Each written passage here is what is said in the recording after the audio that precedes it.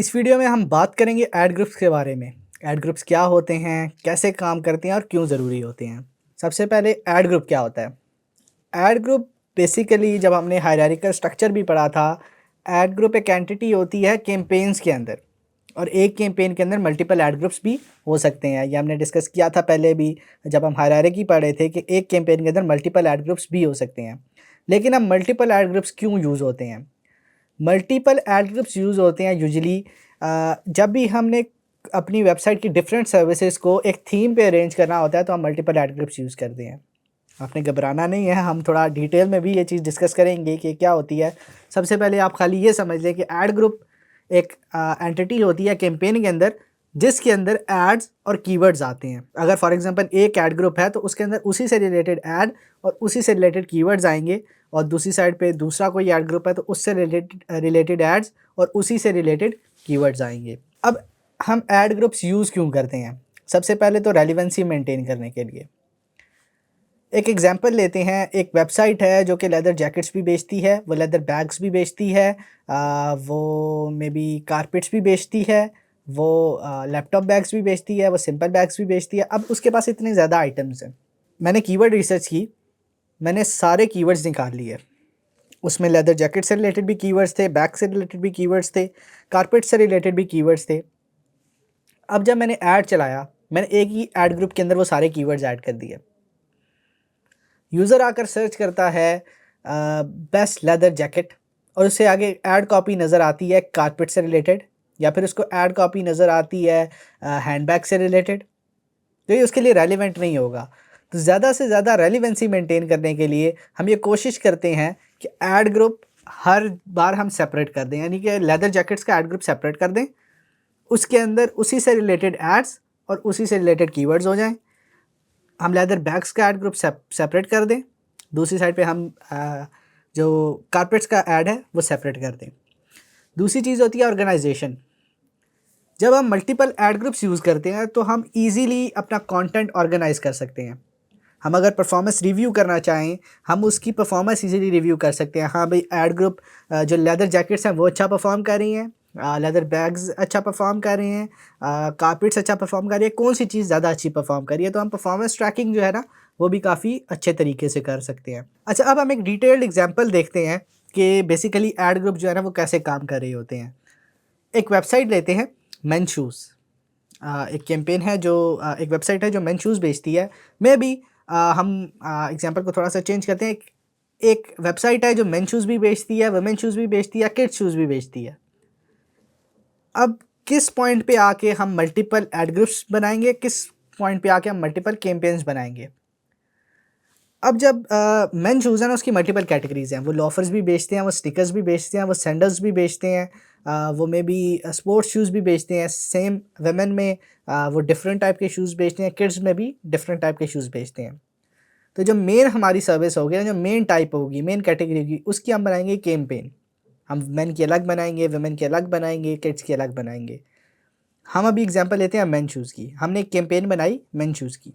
अब उसकी सब कैटेगरीज देखते हैं। मेन शूज़ में हम स्नीकर बेच रहे हैं, लोफर बेच रहे हैं, सैंडल्स बेच रहे हैं।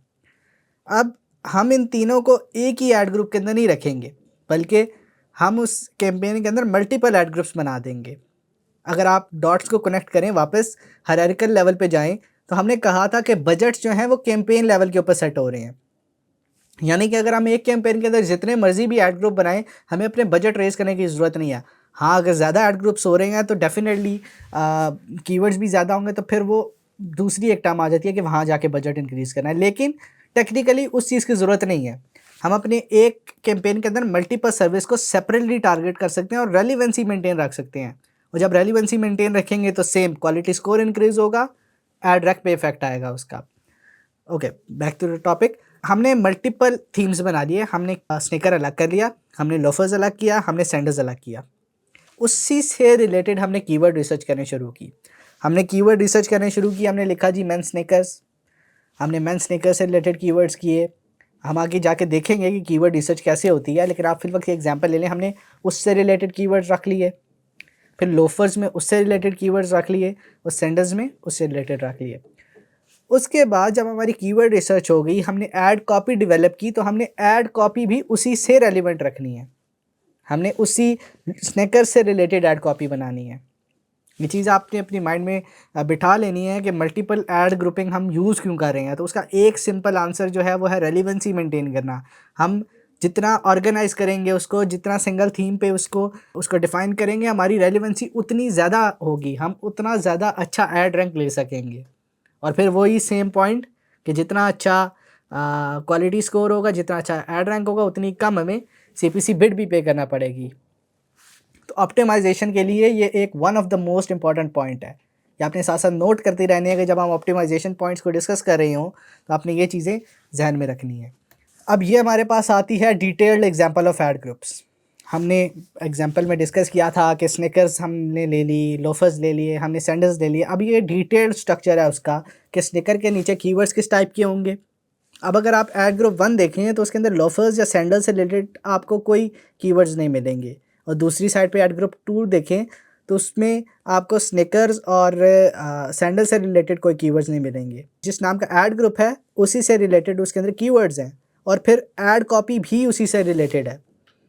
कीवर्ड रिसर्च और ऐड कॉपी हम आगे जाकर डिस्कस करेंगे, लेकिन आपने सिर्फ ये बेसिक कॉन्सेप्ट अपना क्लियर कर लेना है कि ऐड ग्रुप बेसिकली काम कैसे करते हैं। मैं इसको रिवाइज करता हूँ दोबारा कि टॉप लेवल पे कैंपेन होती है, हायरार्की, वापस टॉप लेवल पे कैंपेन होती है। कैंपेन के अंदर मल्टीपल ऐड ग्रुप्स होती हैं। मल्टीपल ऐड ग्रुप्स क्यों यूज़ करनी है? रेलिवेंसी मेंटेन करने के लिए। अब इसमें एक कॉमन क्वेश्चन भी आता है कि हम मल्टीपल कैंपेन्स भी तो यूज़ कर सकते हैं, मल्टीपल ऐड ग्रुप क्यों यूज़ करें? तो उसका जवाब है बजट्स। अगर आपका बजट लिमिटेड है और आप टेस्ट करना चाह रहे हैं तो आप वो मल्टीपल सर्विस एक ही कैंपेन में रख के उसको टेस्ट कर सकते हैं। अब आपका $50 बजट है, ज़्यादा बेहतर क्या है कि क्या आप $50 की एक ही कैंपेन बनाएं, उसके अंदर मल्टीपल टेस्ट करें, या फिर $10 की अलग कैंपेन्स बनाएं। अगर हम $50 वाली कैंपेन बनाएंगे तो हमारे पास पोटेंशियल भी ज़्यादा होगा, गूगल के AI के पास भी ऑप्शन ज़्यादा होंगे। गूगल का AI खुद भी डिसाइड करेगा कि कौन सी अच्छी परफॉर्म करी है, किसको ज़्यादा बजट एलोकेट करना है, और उसकी ऑर्गेनाइजेशन और रिपोर्टिंग भी काफ़ी ज़्यादा ईजी हो जाएगी, और उसकी ऑप्टिमाइजेशन भी काफ़ी ज़्यादा ईजी हो जाएगी। इस वीडियो के लिए इतना ही। नेक्स्ट वीडियो में हम बात करेंगे कीवर्ड मैच टाइप्स की। कीवर्ड मैच टाइप्स क्या होती हैं, उनसे क्या फ़र्क पड़ता है, किस टाइप की कीवर्ड मैच टाइप्स होती हैं। तो मिलते हैं नेक्स्ट वीडियो में।